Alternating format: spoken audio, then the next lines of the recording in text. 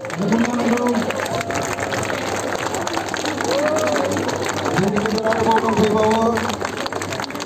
terima kasih IIT misi Kalangnagar. Dari Ansari Sambung para Krisna Kusumutari.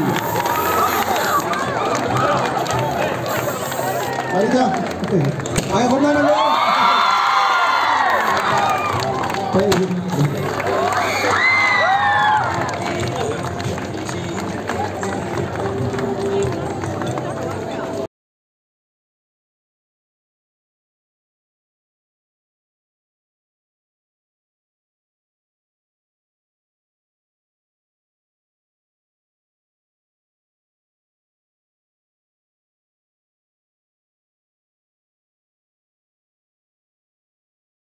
Kenasong nasiba, dua sama masa kemapanan dewa kesebut.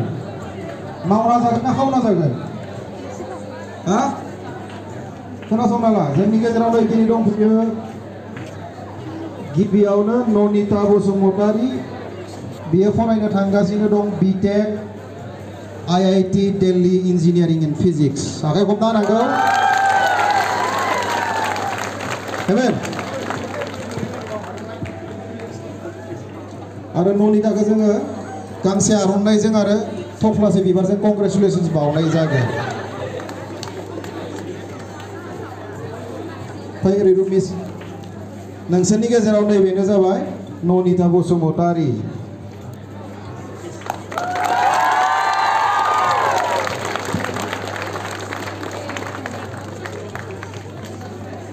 बिबार बावदों रितु देका आरो आर'नाइ बावदों रैरुपश्री आरो माबा दंबावोमोन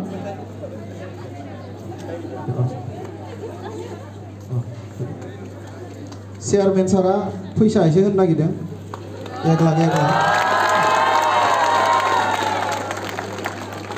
बिनि उनाव जोंनि गेजेराव दंबावो दांसोरां Narzary engineering and physics IIT Madras बेखौबो गांसे आर'नाइजों आरो थफ्लासे बिबारजों बावनाय जागोन। सोमखोर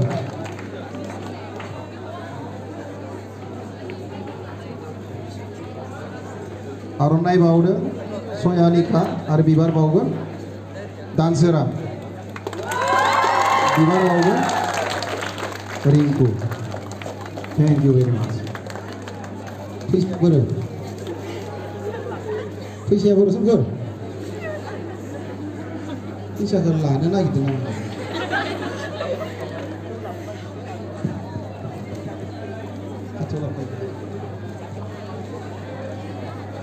डायरी बेनो जाबाय जोंनि गेजेराव दानसोरां बे थांसिगोन IIT माद्रासाव बिटेक खालामनो इन्जिनियारिं फिजिक्सआव। नायनानै ला आं बायदि गोजा गासैबो। बेनि गेजेराव दंबावो जोंनि गेजेराव जोंसार बर' environmental and science engineering environmental science and engineering बिथाङा थांगासिनो दा बम्बे IIT आव। दा बिथांखौबो आं गांसे आर'नाइजों आरो थफ्लासे बिबारजों मान बावनो खावलायनाय जाबाय। आर'नाइ बावगोन माइनाव जुलि आरो बिबार बावगोन ओइ सिगाङाव चसमा गाननाया बिबार बावगोन आसमि।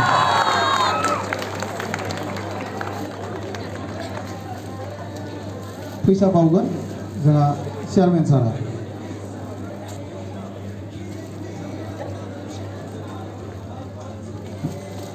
आरोबाव जोंनि गेजेराव दंबावो मृत्युंजय बसुमतारी बे ओशन इन्जिनियारिं आरो नोबेल आर्किटेक्चार फरायनो थांगासिनो दं IIT खड़गपुराव। बिथांखौबो जों गांसे आर'नाइजों मान बावनो थाखाय गुरै खावलायनाय जाबाय। मृत्युंजय ओशन इन्जिनियारिं आरो नोबेल आर्किटेक्चार बेबा मा जायो मिथिला जों फरायना फैदोंसो बिनि उनाव मिथिसिगोन। नागिरदो नोंसोरो बेजा मृत्युंजय फैसा आरो बावनो थाखाय आं पुजरा सारखौ खावलायनाय जाबाय।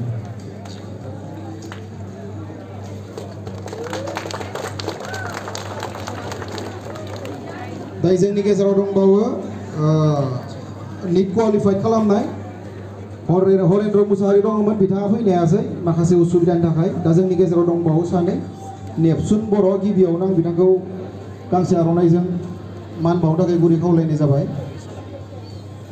आरो बिबार बावगोन प्रिन्सिपाल मेमा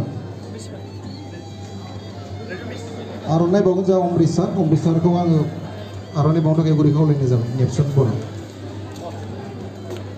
बे जाबाय नेपसन बर' बे डक्टर जानो थांगासिनो दं MBBS फरायनो बिराद लाजियो देनां सिख्ला बेमारि फैबाथाय नायनाय नङानो बोराय बुरैखौल' नायगोन बियो आरो फैसा बावनो थाखाय जों सारखौ खावलायनाय जाबाय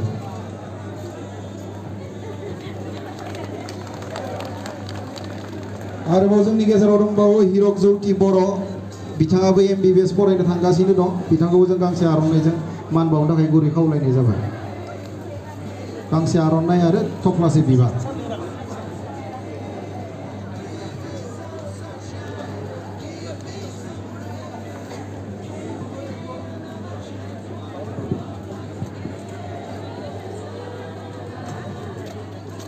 आर'नाइ बावगोन जोंहा कर्नेल सार हिरक जौति आरो बिबार बावदों जोंहा आमोन सार आरो फैसा बावगोन बिनिता मिस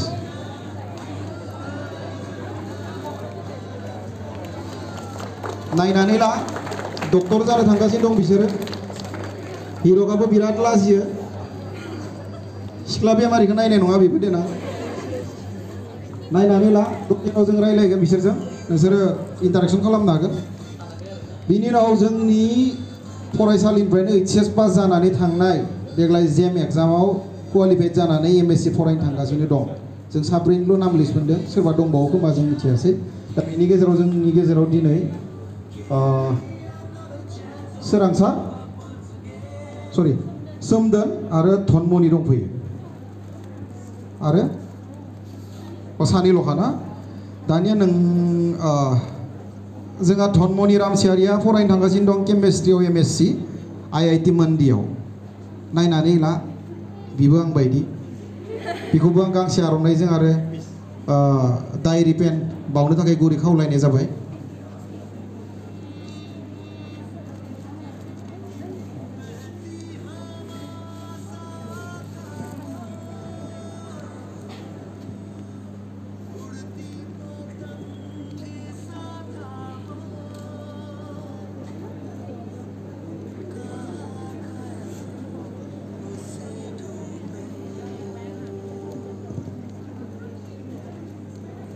आर'नाइ बावफैनो थाखाय गुरै खावलायनाय जाबाय सानैनोबो रिमा मिस आरो बबिता मिस धनमनि जायो जिखुनु IIT मन्दियाव MSc खालामनो थांगासिनो दं नोंसोर दा सावरायबानो जाबाय माबोरै फरायना खस्थ' खालामना बे लेभेलाव मोनफैखो बेनि उनाव जोंनि गेजेराव दं सोमदोन बर' बेबो IIT मन्दियाव केमेस्ट्रियाव MSc खालामनो थांगासिनो दं बेखौबो जों गांसे आर'नाइजों मान बावनो थाखाय गुरै खावलायनाय जाबाय आर'नाइजों आरो डायरि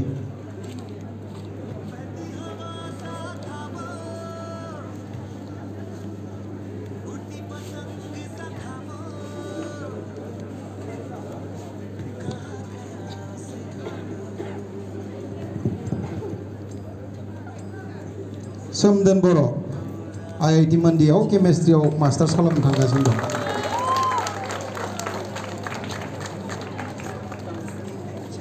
दा बे जाबाय जोंनि